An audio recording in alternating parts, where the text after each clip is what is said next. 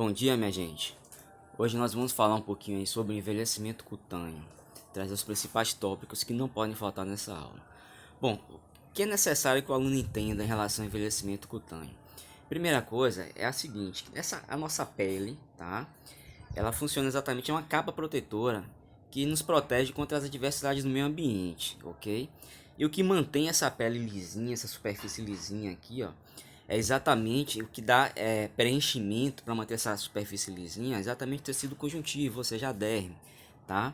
Munida de todo material extracelular, munida de suas fibras reticulares, suas fibras colágenas principalmente, fibras elásticas, ok? E com o passar do tempo, o que nós observamos é que essa pele, ela vai nos protegendo dessas adversidades do meio ambiente, tá? E chega um momento que começamos a perceber essas mudanças, essas variações, certo? Por isso, nossa pele é o nosso principal marcador biológico, né, desse processo de envelhecimento. Aqui, por exemplo, nós notamos aqui a formação do suco nasogeniano, tá? Observamos também um alargamento da região inferior do rosto, tá? Esse alargamento ele aumenta já aqui, ó, na terceira imagem, um aprofundamento desse suco nasogeniano, certo? Linha de marionete, algumas linhas de expressão profundas, inclusive, certo? Na região periocular. Então, o que é que está acontecendo aqui? Simplesmente essa derme, tá? Está sofrendo modificações, está perdendo principalmente irrigação, hidratação, perde a capacidade de reservas nutritivas, tá?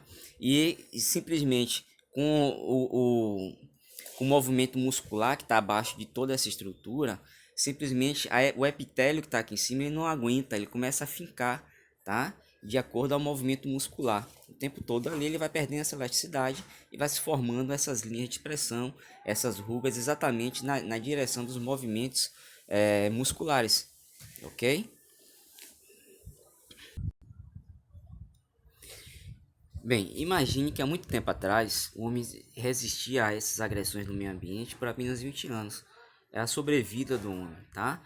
E hoje em dia nós temos aqui, com o avanço das tecnologias, né?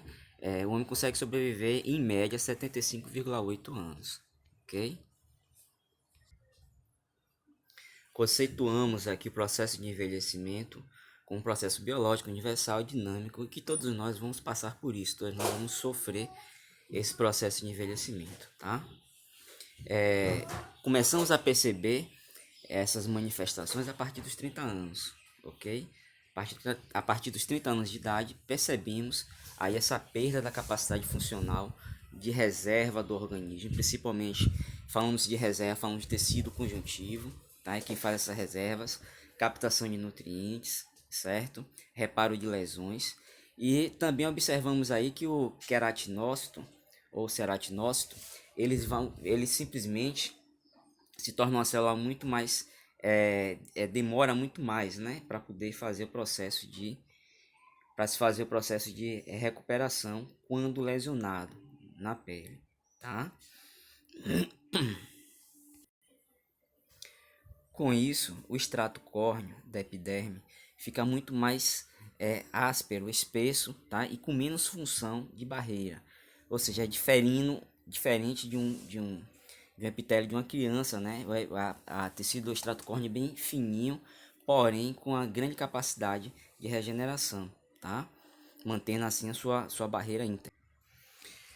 Bem, esse slide retrata muito bem tudo aquilo que falei no início de nossa aula, tá? A perda da capacidade do tecido, da derme, né? Da capacidade de reserva nutritiva, exatamente com irregularidade do tecido adiposo, atrofia da glândula sebácea, certo? Achatamento dessa junção dermo-epidérmica, que nós vamos ver mais à frente. Tudo isso reflete cá em cima na epiderme, onde nós observamos aqui uma epiderme ressecada, aspecto craquelado, tá? Ou seja, a perda da sua função com uma barreira protetora, tá? Bem, aqui nós trouxemos de forma mais detalhada os acontecimentos, certo? Para cada uma das camadas da pele, certo? Aqui a derme e a epiderme. Então não vou me estender. Nesse slide está bem explicadinho, certo? Tudo que acontece com essa epitélio. Este envelhecimento ele acontece por fatores intrínsecos e fatores extrínsecos. Quando falamos de fatores intrínsecos, são exatamente aqueles biológicos, naturais, ou seja, inevitáveis, tá? Então observamos aqui, as fibras colágenas tornam-se mais grossas, certo? As fibras elásticas perdem sua elasticidade. Ocorre também uma redução na síntese de colágeno da quantidade de fibras elásticas, ok? Sofre variação dos hormônios sexuais, estrogênio, progesterona, hormônios do crescimento, tá? Há uma queda no metabolismo e redução do conteúdo de água nesse organismo, aquilo que eu havia falado para vocês, né? A velha e famosa água de solvatação, que vai dar preenchimento nesse tecido. Então, intrinsecamente, esses fatores são percebidos a partir dos 40 anos de idade, tá? Onde começa a surgir aí as linhas de expressão, mesmo linhas dinâmicas, e posteriormente transformam-se em linhas estáticas, linhas de expressão estática. Aqui dando continuidade a esse envelhecimento intrínseco, observe que a mulher é mais perceptível esse processo na mulher, porque diferentemente do homem, que preenchimento é mais a nível muscular, a mulher tem muito tecido conjuntivo, né, que vai dar forma ao seu corpo. Então a mulher ela perde em torno de 40% do colágeno total, certo? Após a menopausa, nos primeiros anos aqui da menopausa, e posterior a isso ela vai começando a perder de forma mais lenta, mas já passa a ser perceptível essa mudança. As fibras colágeno tornam-se responsáveis pela resistência do tegumento, então faz com que a pele não tenha a mesma resistência que tenha uma pele mais uma pessoa mais jovem, ok?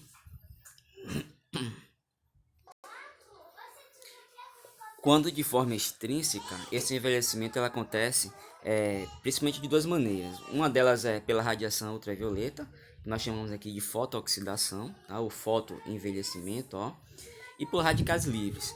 Neste caso eu trouxe aqui a radiação, o que é que ela faz exatamente, né? Danificando os queratinócitos, fibroblastos da derme, o efeito da UVB também, certo?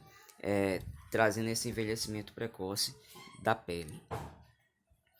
Bom, aqui trouxe outros fatores de envelhecimento também extrínseco, como tabagismo, fatores nutricionais, gestão do álcool, bronzeamento artificial, agressões do meio ambiente, alterações psicológicas também, ok? Bom,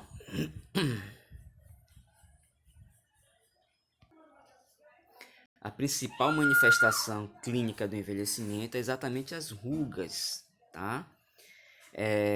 Que são produtos de duas ações aqui. A primeira, como eu já havia explicado para vocês, a ação repetida dos músculos, sempre em uma determinada direção, tá?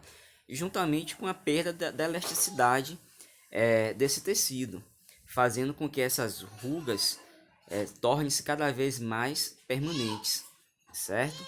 Isso associado aí também com a exposição solar e, como eu já havia explicado para vocês, né, a participação de um estresse oxidativo acaba sendo muito importante. A próxima manifestação clínica ocorre principalmente em torno dos olhos, tá? Aqui envolvendo exatamente as pálpebras, por já ser anatomicamente tecido um pouco mais flácido, certo? Então, com o efeito, com a ação da gravidade, observamos aí exatamente a queda dessas pálpebras, certo? E formação de bolsas de gordura, principalmente nas regiões inferiores, esses bolsões aqui, ó, nas regiões inferiores das pálpebras. Observe que esse processo, que nós chamamos aí de pitose, a queda lateral dessas pálpebras, ele acontece de forma bilateral, ou seja, envolvendo os dois globos oculares, tá? Os dois lados. O que difere, né, isso aí é diferente de uma aplicação errada de uma toxina botulínica, que também pode levar a pitose, mas geralmente é unilateral, não vai ser bilateral. Outra manifestação clínica é a ceratose senil, tá? Que são essas manchas amareladas aí ou castanho escuras, certo? Isso ocorre devido à exposição dessas regiões da pele ao sol, tá? Se essas manchas não forem cuidadas, elas podem se transformar em um carcinoma espinocelular, tá? São lesões pré-malignas aí, que afetam exatamente o extrato córneo, aquela camada mais externa da pele. Aqui nós observamos também o lentígo solar, tá? Conhecida também como melanose solar. Ou seja, o que é que eu quero dizer com isso? Existem alguns melanócitos que se tornam muito mais sensíveis à atividade, é muito mais responsivo, na verdade, tá? À exposição solar, ao sol. E aí vai produzir essas manchas, nós também chamamos aqui de mancha senil, muito comum no idoso de pele clara.